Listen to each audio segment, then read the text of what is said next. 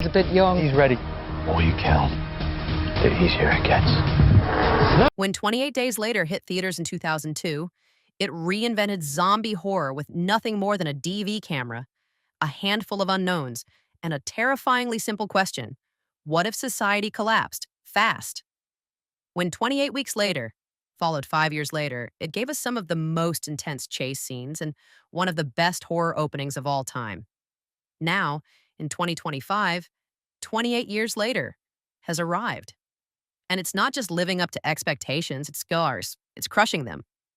With a $60 million opening weekend, record-breaking global numbers, and praise from both fans and critics, one thing is clear: this movie is more than a comeback. It's a cultural event. So today, we're diving into the 5 biggest reasons 28 years later is breaking records, and why it may be the best horror sequel in years. 1. The cast brings gravitas and depth.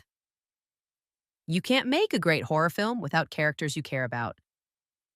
And 28 years later delivers a cast that doesn't just survive the story, they sell it.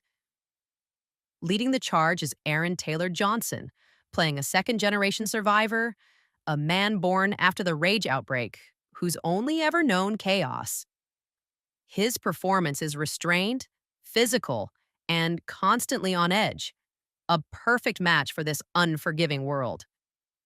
Then there's Jodie Comer, who brings a brilliant emotional center to the film. As a medical officer trying to hold together the last threads of humanity, she brings the same raw energy she's known for in Killing Eve, but adds a kind of haunted maturity. She's not here to run from infected. She's here to rebuild something in spite of them. And yes, Cillian Murphy returns, decades after his iconic run through an empty London. His screen time may be limited, but every minute feels like a seismic event. His presence ties the past to the present, and you feel the weight of all those years on his face, in his silence, and in his decisions. The chemistry, tense. The writing, strong. The performances, awards-worthy. In a genre too often filled with disposable characters, this cast gives us people we want to follow and fear for until the very last shot. 2.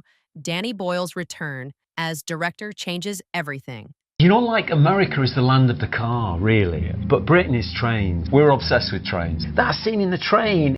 The moment 28 years later begins, you know Danny Boyle is back behind the camera. The original 28 Days Later had that raw, documentary-style urgency. It felt immediate, intimate, uncomfortably real. This film retains that, but expands it. Boyle brings a cinematic energy that never lets up. Wide drone shots of desolate cities, harsh contrasts of light and dark, razor-sharp sound design.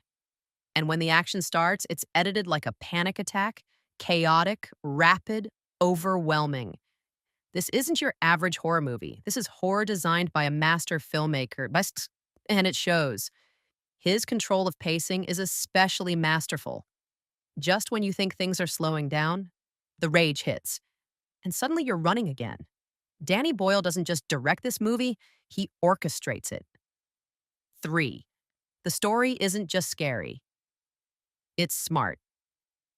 What sets 28 Years Later apart from most horror sequels is that it has something to say. This isn't just about a virus, it's about legacy. It asks, what happens when the horror doesn't go away? What kind of world do survivors build, or fail to? The movie explores second-generation trauma, memory loss, and moral collapse. There are factions who worship the infected, others who hunt them for sport.